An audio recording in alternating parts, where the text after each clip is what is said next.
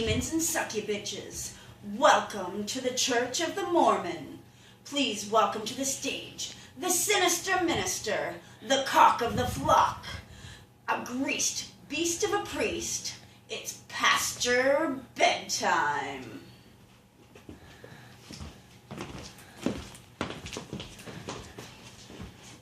Good morning, my minions, and thank you once again for coming to the Church of the MoreMen. Today we will be reading from the Holy Scriptures, and we will be reading from the book of Thrash. Open your pages to the book of Thrash.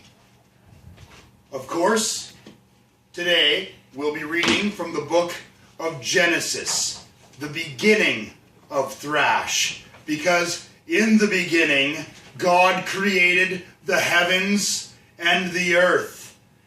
But things were boring, so God created man so that he may invent professional wrestling. And yea, things were good, because when the first piece of meat hit the first cave floor, we had our first wrestling match, and to the victor went the spoiled meat, and we had our first prize fight. And again, things were good, and thousands of years passed until we got to the ancient gladiators of Rome, where they would fight for the gods' favors, and they would spill their tears and sweat and blood on the sand for the entertainment of not only the men, but the gods. And boy, did they gain favor. Yea, can I get an amen? Amen.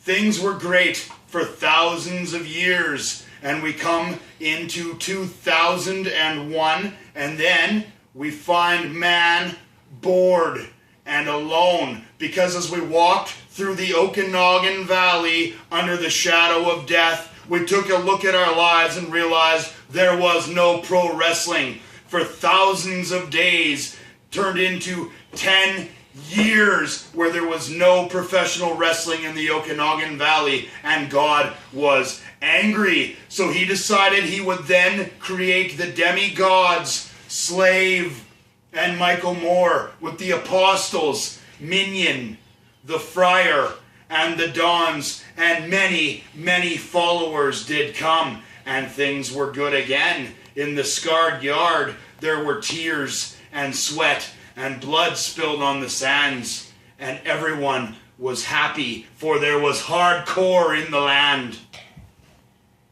Now, word traveled through many, many lands, and from the ancient and mythical land of Vancouver, there shone a star, a holy all-star.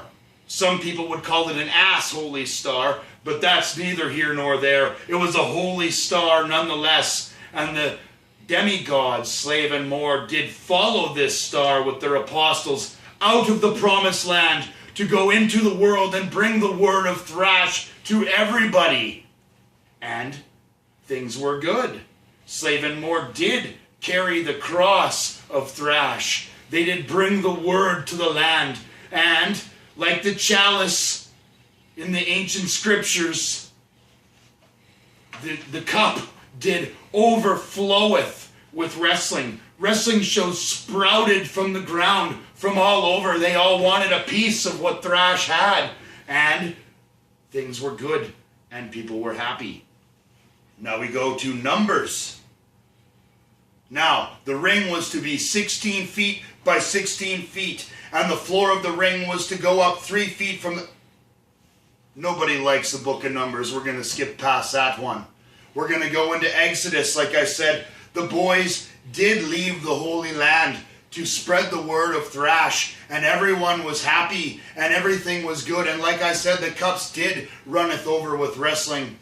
But there was so much wrestling in the land that things began to repeat themselves, just like my speech here, and just like the wrestling and all the shows, everything went over and over and over again. So the demigods, Slave and Moore, after the rapture, when they lost Minion and the Dons and the Friar, and they filled in with all the other wrestlers from all the other shows, things were stale. So Slave and Moore decided that they would pilgrimage back to the Holy Land and bring hardcore back once again to the scarred yard. So they vowed they would put barbed wire ropes on the ring, and they would go back to the homeland, and they would wrestle each other, brothers or not, and they would spill their sweat and their tears and their blood in the sand for the entertainment of the people. And God will be appeased, and the Okanagan Valley will once again be blessed with hardcore.